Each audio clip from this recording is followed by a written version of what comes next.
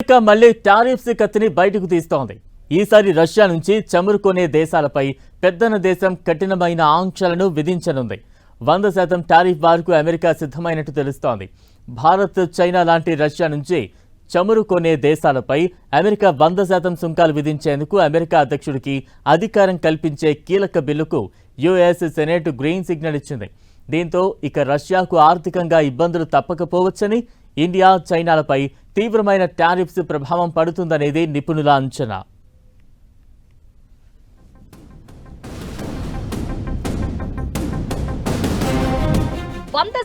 Tariff వార్కు America సిద్ధం. Russia నుంచి చమురు కొనే దేశాలపై అమెరికా కఠిన ఆంక్షలు. భారత్, చైనా సహా 5 దేశాలపై 100% టారిఫ్. 100% టారిఫ్లు విధించేందుకు యుఎస్ సెనెట్ ఆమోదం. రష్యా నుంచి చమురు, సహజ వాయువు కొనుగోలు చేస్తున్న దేశాలపై కఠినంగా వ్యవహరించేందుకు అమెరికా అధ్యక్షుడు ట్రంప్ సిద్ధమవుతున్నాడు.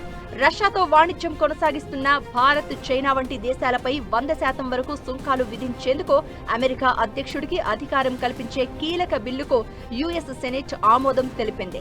యుక్రెయిన్పై గత 5 ఏళ్లుగా యుద్ధం చేస్తున్న రష్యాను ఆర్థికంగా దెబ్బతీయడమే లక్ష్యంగా ఈ బిల్లును రూపొందించారు.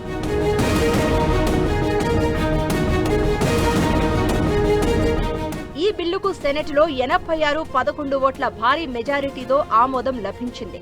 యుక్రెయిన్కు గట్టి మద్దతుదారుగా ఉండి రష్యాపై కఠిన ఆంక్షలు విధించాలని బలంగా వాదించిన రిపబ్లికన్ సెనేటర్ లిండ్సే గ్రాహం గౌరవార్థం ఈ బిల్లుకు ఆయన పేరు పెట్టారు. ఎట్టి పరిస్థితుల్లోనూ యుక్రెయిన్ను రష్యా జయించలేదని అమెరికా భావిస్తోంది.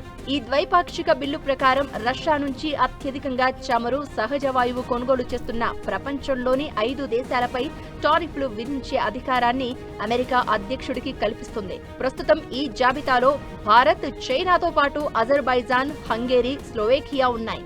అయితే రష్యా నుంచి 15% కంటే తక్కువ సహజ వాయువు దిగుమతి చేసుకుంటూ ఆ దిగుమతులను తగ్గించుకునేందుకు చర్యలు తీసుకుంటున్న దేశాలకు మినహాయింపులు కూడా ఇందులో పొందుపరిచారు.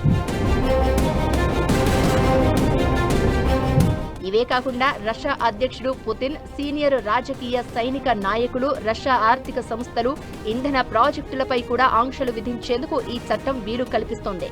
ప్రస్తుతం ఉన్న ఆంక్షలను తప్పించుకోవడానికి మాస్కో ఉపయోగిస్తున్న పాత ఆయిల్ ట్యాంకర్లను రీప్లాగ్డ్ చేసుకునేలా నిబంధనలను విస్తరించారు. అయితే దేశ జాతీయ ప్రయోజనాలకు అవసరమని భావిస్తే ఈ ఆంక్షల నుంచి మినహాయింపు ఇచ్చే అధికారాన్ని అధ్యక్షుడికి కల్పించారు. ఈ బిల్లులో రష్యా ఆంక్షలతో పాటు ఇరాన్పై 1996లో విధించిన ఆంక్షల చట్టం గడువును 2031 వరకు పొడిగించే అంశాన్ని కూడా చేర్చారు. సెనెట్లో ఆమోదం పొందిన ఈ బిల్లు ఆగస్టు 31న ప్రతినిధుల సభ సమావేశమైనప్పుడు ఆమోదం కోసం ముందుకు వెళ్లనుంది.